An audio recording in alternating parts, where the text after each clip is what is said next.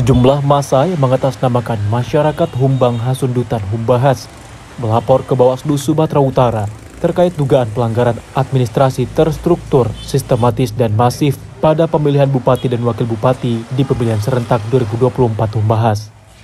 Pelapor, Marisi Siringuringu, didampingi kuasa hukumnya Julius Lamhot Turnip S.A. menyerahkan bukti berkas laporan pelanggaran pilkada di Humbahas ke Bawaslu Sumut. Julius mengatakan Kamis kemarin penyampaian laporan yang dilakukannya sudah sesuai peraturan Bawaslu nomor 9 tahun 2020 pasal 13 nomor 2 yang menjelaskan jika laporan TSM disampaikan sejak penetapan peserta pemilihan sampai dengan hari pemungutan suara. Saat melapor pada Rabu 4 Desember 2024, Bawaslu Sumut tidak menindaklanjuti tanda bukti penyampaian laporannya. Padahal pada Kamis 5 Desember, Kabupaten Humbahas melaksanakan pemungutan suara ulang. Berlandaskan hal itu, ia pun kembali melaporkan dugaan pelanggaran administrasi terstruktur, sistematis dan masif di Pilkada Serentak 2024 Humbahas ke Bawaslu Sumut agar ditindaklanjuti. Ya, kami menyampaikan bukti, sebagaimana dalam Perbawaslu 9 itu, bukti itu adalah sebaran daripada 50% dari kecamatan adanya pelanggaran. Jadi setiap kecamatan itu dan beberapa desanya setiap kecamatan itu sudah ada sebarannya. Pelanggaran-pelanggaran, keterlibatan daripada penyerahan uang, ada yang menerima uang mengakui, dan juga ada kepala desa yang mengintimidasi. Itu ada pelanggarannya. Dan termasuk juga yang OTT tadi. Nah, itu sudah kami sampaikan dalam bukti-buktinya.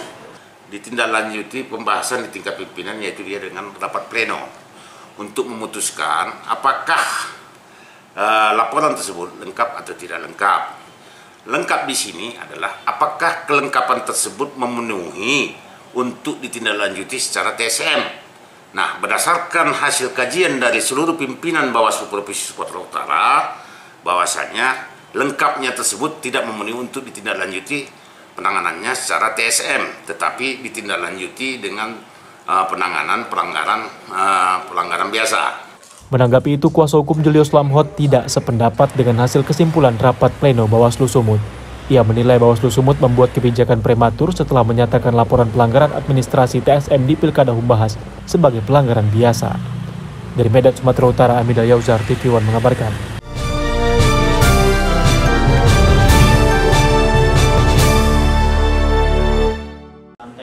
Dalam rangka melaksanakan program pembangunan di Kota Palembang sebagai bahan rujukan untuk menjadi bahan pertimbangan saat mengambil kebijakan, DPRD Kota Palembang melakukan reses masa persidangan 1 tahun 2024 ke daerah pemilihan masing-masing selama 3 hari. Reses masa persidangan 1 tahun 2024 dijalankan oleh DPRD Kota Palembang dari Dapil 1. Selama 3 hari dimulai dari tanggal 2 sampai 4 Desember 2024. Rombongan dari Dapil 1 yang diketuai oleh Muhammad Hibani, Sekretaris RM Yusuf Indra Kesuma, mendatangi beberapa tempat untuk menyerap aspirasi masyarakat.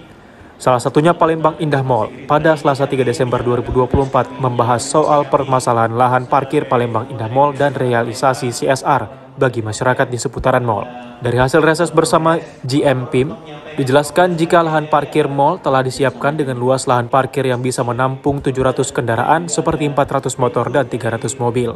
Sementara untuk CSR, GM PIM menyampaikan pada tahun 2023 lalu telah dilakukan pembangunan fasilitas pendukung di seputaran mall, tepatnya di Sungai Sekanak, Lambidaro. Yang pertama tadi kita mengevaluasi tentang parkir yang memakan badan jalan, yang mengganggu lalu lintas dan mengganggu masyarakat sekitar. Jadi tadi kita sudah minta solusi dari Palembang Indah Mall dan mereka sudah menyampaikan solusinya. Di antaranya mereka menyiapkan gedung parkir khusus pegawai di daerah Cineplex ya, ex-Cineplex. Yang kedua kita mengkritisi soal CSR ya. Selain berkelompok, reses juga dilakukan perorangan seperti reses Wakil Ketua 1 DPRD Kota Palembang Hari Apriansyah yang juga menggelar reses selama 3 hari untuk mendengarkan aspirasi masyarakat dan menjalankan komunikasi yang lebih erat antara legislatif dan konstituen. Setelah selesainya reses pada hari ini untuk Dapil 1 dan saya pribadi untuk masalah keluhan yang masyarakat tadi mempertanyakan, yaitu mengenai berbagai infrastruktur yang mereka keluhkan di tempat komplek atau RT atau di kelurahan mereka masing-masing. Dari Palembang, Sumatera Selatan, Febriansyah, TV One mengabarkan.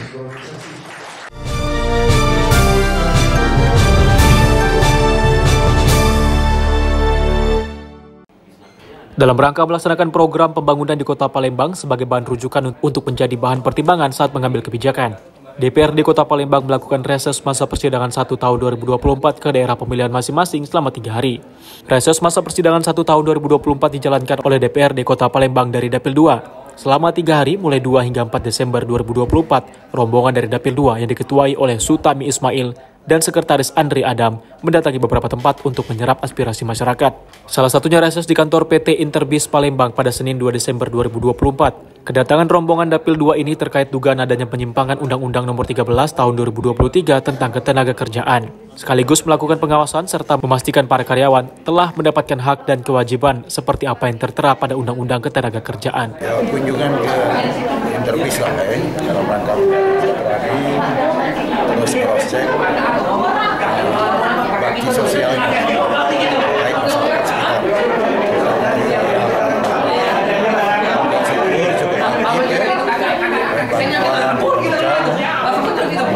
Pernah ada permasalahan hubungan industrial antara tenaga kerja dengan pihak perusahaan. Artinya semua dapat diselesaikan secara baik-baik. Dan juga kemudian tadi saya pertanyakan juga mengenai BPJS. BPJS juga semua sudah dipenuhi oleh pihak perusahaan, baik BPJS tenaga kerja maupun BPJS kesehatan. Untuk Dapil 2 meliputi Kecamatan Alang-Alang Lebar, Kecamatan Kemuning, dan Kecamatan Sukarami, Palembang.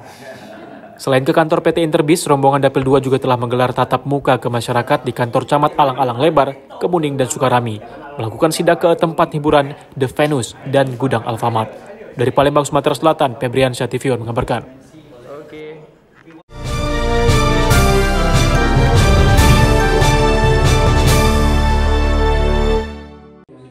Dalam rangka melaksanakan program pembangunan di Kota Palembang sebagai bahan rujukan untuk menjadi bahan pertimbangan saat mengambil kebijakan, DPRD Kota Palembang melakukan reses masa persidangan 1 tahun 2024 ke daerah pemilihan masing-masing selama 3 hari. Reses masa persidangan 1 tahun 2024 dijalankan oleh DPRD Kota Palembang dari Dapil 3. Selama 3 hari dimulai dari tanggal 2 hingga 4 Desember 2024, rombongan dari Dapil 3 yang diketuai oleh Sudirman, Sekretaris Yulfa Cindosari, mendatangi beberapa tempat untuk menyerap aspirasi masyarakat. Salah satunya kunjungan lapangan ke PT Pelabuhan Indonesia Pelindo pada Selasa 3 Desember 2024. Saat di Pelindo, rombongan anggota Dewan dari Dapil 3 juga melihat langsung bagaimana operasional PT Pelindo berjalan.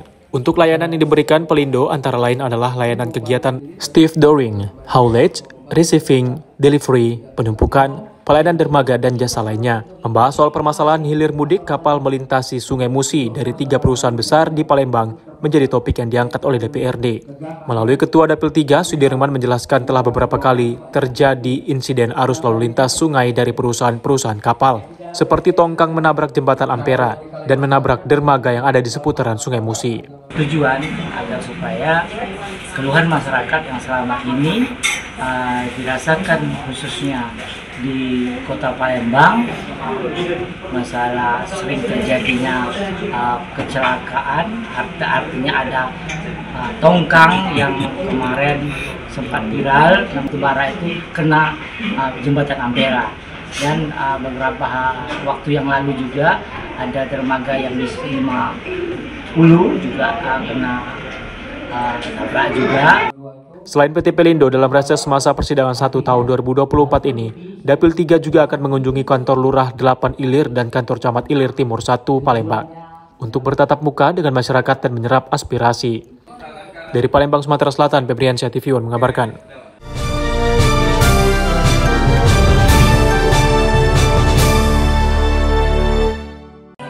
Dalam rangka melaksanakan program pembangunan di Kota Palembang sebagai bahan rujukan untuk menjadi bahan pertimbangan saat mengambil kebijakan, DPRD Kota Palembang melakukan reses masa persidangan 1 tahun 2024 ke daerah pemilihan masing-masing selama 3 hari.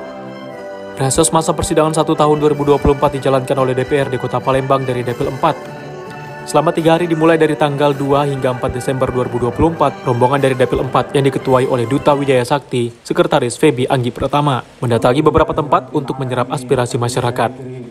Salah satunya reses di kantor Lurah C Selincah, Kecamatan Kalidoni, Palembang pada Rabu 4 Desember 2024. Untuk Dapil 4 meliputi Kecamatan Kalidoni, Kecamatan Sako, dan Kecamatan Sematang Borang, Kota Palembang. Melalui juru bicara Dapil 4, Ruspanda Karbula dari fraksi PAN, berbagai persoalan yang ada di lingkungan masyarakat dibahas, di antaranya persoalan infrastruktur jalan dan jembatan. Termasuk juga soal rencana penambahan sekolah menengah pertama SMP negeri di Dapil 4 yang hanya ada 1 saja. Pemerintah kota berencana akan membangun setelah ada lahan yang disiapkan untuk pembangunan sekolah SMP. Ruspanda menjelaskan jika program yang tertunda atau belum terrealisasi akan dilanjutkan di tahun 2025 mendatang.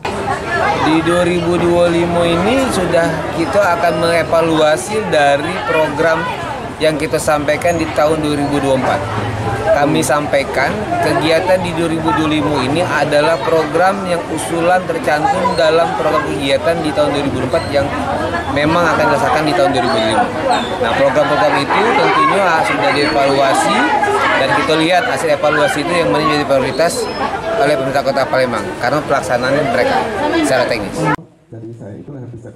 Di hari sebelumnya pada 2 dan 3 Desember, rombongan Dapil 4 telah melakukan reses ke kantor Camat Sematang Borang dan kantor Camat Sako untuk menyerap aspirasi. Sebagai bahan rujukan untuk menjadi bahan pertimbangan saat mengambil kebijakan dalam program pembangunan Kota Palembang. Dari Palembang, Sumatera Selatan, Febriansyah, TV One mengabarkan.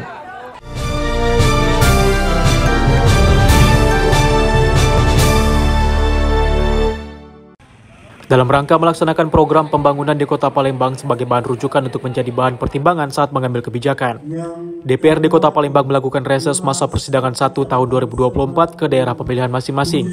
Reses masa persidangan 1 tahun 2024 dijalankan oleh DPRD Kota Palembang dari Dapil 5 selama 2 hari, mulai 2 hingga 3 Desember 2024. Rombongan dari Dapil 5 yang diketuai oleh Firman Syahadi, Sekretaris Dani Desrandi, mendatangi beberapa tempat untuk menyerap aspirasi masyarakat.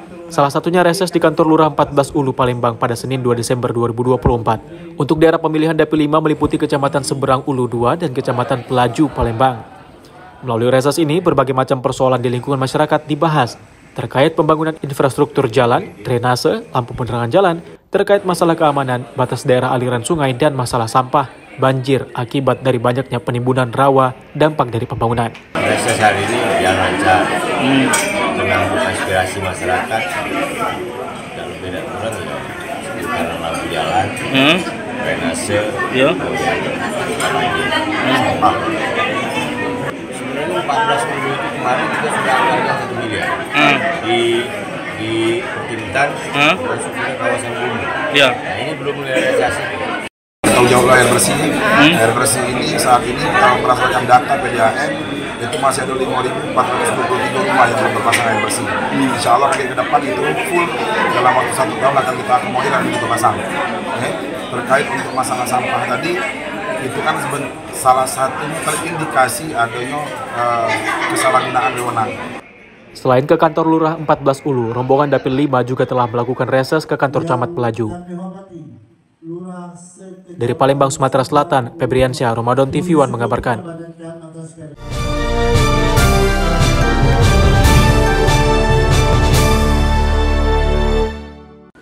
Dalam rangka melaksanakan program pembangunan di Kota Palembang sebagai bahan rujukan untuk menjadi bahan pertimbangan saat mengambil kebijakan, DPRD Kota Palembang melakukan reses masa persidangan 1 tahun 2024 ke daerah pemilihan masing-masing selama 3 hari.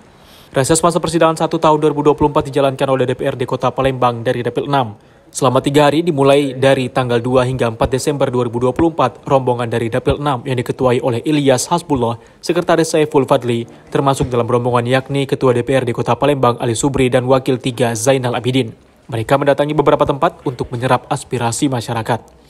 Salah satunya reses di kantor PT PLN Persero UP3 Palembang di Jalan Kapten Arifai Palembang pada Senin 2 Desember 2024. Melalui Ketua Dapil 6 Ilyas Hasbullah, berbagai persoalan sarana dan prasarana instalasi listrik yang dinilai dapat membahayakan masyarakat.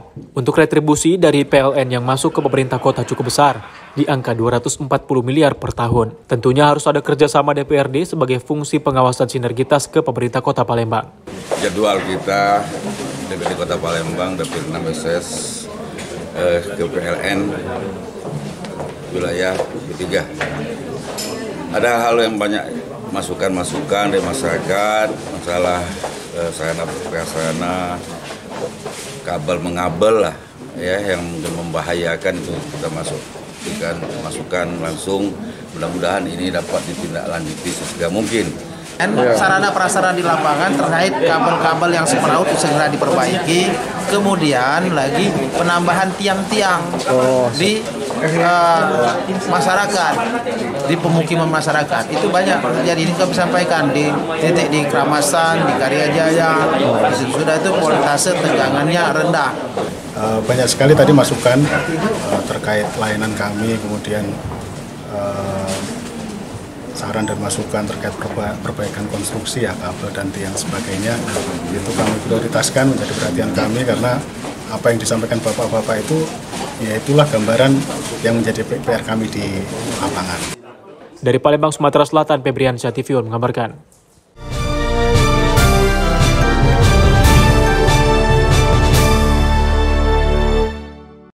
Universitas Medan Area UMA mewisuda 1.498 lulusan program sarjana, magister, dan doktor di gelanggang serbaguna Kampus 1 Jalan Kolam Medan Estate, Sabtu 7 Desember 2024. Wisuda kali ini mengangkat tema integrasi teknologi berbasis digital untuk menghasilkan alumni yang unggul dan berdaya saing global menuju Indonesia Emas 2045. Wisuda dihadiri Direktur Pembelajaran dan Kemahasiswaan Kementerian Pendidikan Tinggi, Riset dan Teknologi Republik Indonesia, Profesor Dr. Insinyur Sri Suning Kusumawardani STMT, Kepala LL Dikti Wilayah 1 Sumut, Prof. Dr. Andes Saiful Anwar Matondang MA PhD, Ketua Yayasan Pendidikan Haji Agus Salim M. Erwin Siregar SE MBA, beserta jajaran pengurus, anggota senat, para guru besar, para wakil rektor, para dekan fakultas, direktur pasca sarjana beserta jajaran, kepala lembaga beserta jajaran, kepala biro beserta jajaran, serta para kepala pusat dan undangan lainnya.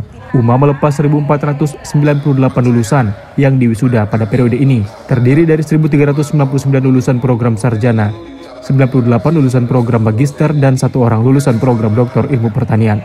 Dari wisudawan tersebut, 3 orang diantaranya adalah mahasiswa asing yang berasal dari program studi magister hukum dan magister manajemen. Wisudawan tersebut telah menjadi bagian dari 35.082 lulusan UMA dan telah berkarya di seluruh Indonesia. Wisuda kali ini kita mewisuda ada 3 orang asing ya untuk program magister. Ini baru pertama ya, ini kita meluluskan mahasiswa asing. Nah, ini menandakan bahwa Universitas Medan Area sudah dikenal ya di luar negeri. Dan sekarang yang sedang studi mahasiswa asing di Universitas Medan Area itu lebih dari 9 orang ya, baik program sarjana, magister atau doktor. Ya, mohon maaf, doktor belum ada ya.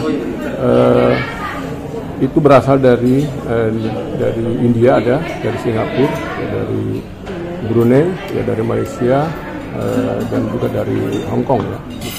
Saya sampaikan tadi bahwa infrastrukturnya sudah oke, tinggal sekarang mengoptimalkan penggunaan infrastruktur yang ada berbarengan dengan transformasi pendidikan tinggi, di mana kita berharap kampus itu tidak hanya menyampaikan teori-teori dan konsep-konsep kepada mahasiswa, tetapi juga ada link and match-nya dalam MBKM dengan dunia usaha, dunia industri. Dari Medan, Sumatera Utara, tim TV One mengabarkan.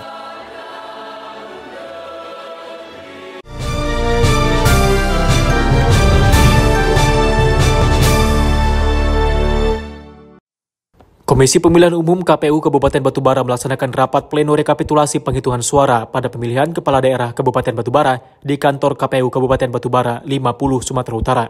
Pleno yang dihadiri oleh unsur pelaksana pemilu termasuk Bawaslu dan urusan pasangan calon menetapkan pasangan calon nomor urut 2, Bahrudin Siagian dan Syafrizal sebagai peraih suara terbanyak.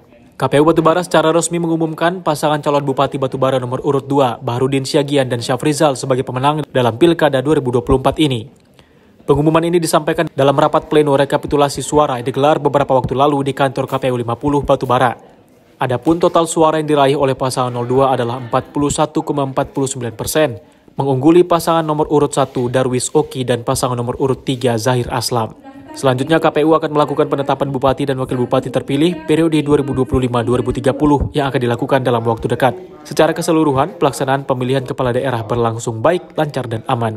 Kami telah selesai ya membacakan hasil rekapitulasi di 12 kecamatan. Dan untuk pasangan calon gubernur dan wakil gubernur,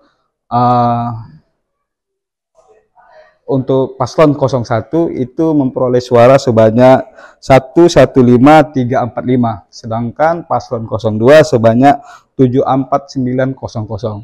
Kemudian untuk jenis pemilihan bupati dan wakil bupati Kabupaten Batubara ini paslon 01 memperoleh suara sebanyak 74355, sedangkan paslon 02 sebanyak 81358, sedangkan paslon 03 sebanyak 40399.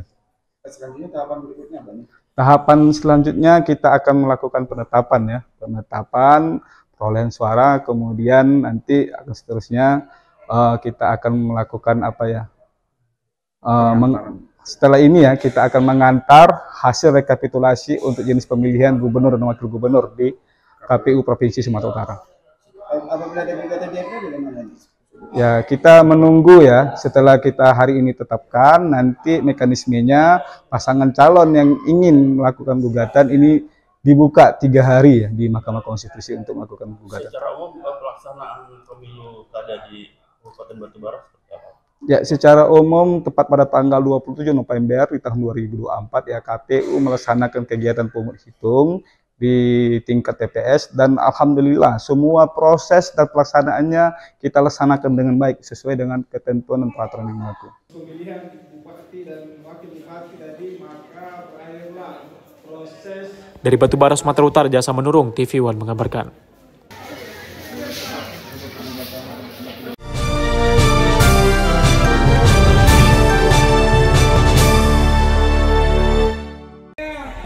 Akhirnya setelah melalui tahapan pemilihan kepala daerah, baik kampanye dan pemilihan, Komisi Pemilihan Umum Kabupaten Batubara menetapkan pasangan calon nomor urut 2 Baharudin Siagian dan Syafrizal sebagai pemenang. Bahar menyampaikan bahwa kemenangan yang ia raih merupakan kemenangan semua pihak. Setelah melakukan proses kampanye di berbagai tempat pada tanggal 27 November lalu, melakukan pencoblosan, akhirnya warga Batubara, Sumatera Utara memiliki pemimpin baru. Meski terjadi persaingan ketat, pasangan nomor urut 2 Baharudin Siagia dan Syafrizal ditetapkan KPU Kabupaten Batubara unggul dari pasangan nomor urut 1 dan 3. Mereka unggul dengan jumlah 81.358 suara atau 41,49% suara.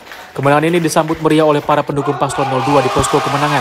Mereka terharu setelah KPU menetapkan Baharudin Siagian dan Syafrizal secara sah sebagai pemenang. Baharudin menyampaikan bahwa kemenangan ini adalah kemenangan semua warga Batubara, termasuk kemenangan paslon 01 dan 03. Selanjutnya ia akan berfokus kepada program-program kerja yang ia janjikan kepada warga Batubara. Tentu kita menyampaikan selamat kepada KPU Kabupaten Batubara. Kami akan mengerjakan, melaksanakan visi misi yang kami bawa, yaitu Batubara Bahagia sebagai komitmen yang akan kami persembahkan kepada masyarakat Kabupaten Batubara.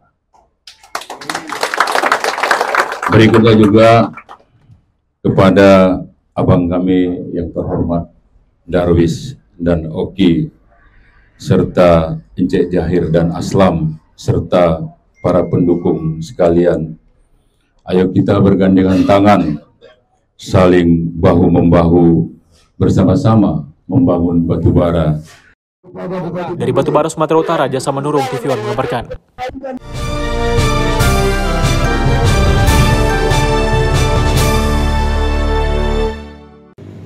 Pasca pleno rekapitulasi tingkat kabupaten oleh KPU Oku Selatan yang digelar pada 5 Desember 2024, pasangan calon bupati dan wakil bupati nomor urut 4 Abu Sama Anwar dan Haji Misnadi dinyatakan unggul dalam perolehan suara. Ratusan papan bunga ucapan selamat pun terlihat membadati sekretariat tim pemenangan Abu Sama Misnadi. Pasangan Abu Sama Anwar dan Misnadi dikenal dengan sebutan Abdi, mengucapkan rasa syukur atas kepercayaan masyarakat Oku Selatan dalam memberikan amanah untuk memimpin Kabupaten Oku Selatan selama 5 tahun ke depan. Pasangan ini mengajak seluruh elemen masyarakat untuk bersama membangun Kabupaten Oku Selatan, termasuk tim pendukung pasangan calon lainnya. Dirinya pun menegaskan setelah dilantik, nantinya pasangan ini akan segera merealisasikan visi, misi, dan program kerja yang dijanjikan selama masa kampanye. Di antaranya infrastruktur, pendidikan, kesehatan, UMKM, serta pariwisata, di mana Kabupaten Oku Selatan dikenal oleh keindahan Danau Ranau. Sama-sama kita ketahui untuk pleno tingkat kabupaten dalam rangka pemilihan bupati dan wakil bupati, gubernur dan wakil gubernur di tingkat Kabupaten Oku Selatan sudah dilaksanakan. Sama-sama kita saksikan kemarin hingga tadi malam, akhirnya KPU Kabupaten Oku Selatan telah membuatkan keputusan. Dan pada kesempatan ini, alhamdulillah kami sebagai kandidat calon bupati dan wakil bupati nomor urut 4 mendapatkan perolehan suara terbanyak.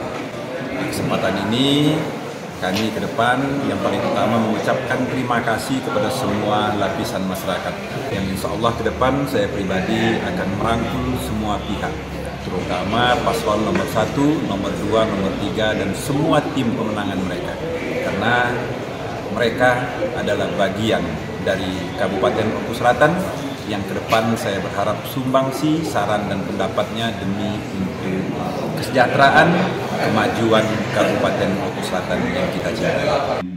Dari Maluku Selatan, Sumatera Selatan, Adi Salani, TV One mengabarkan.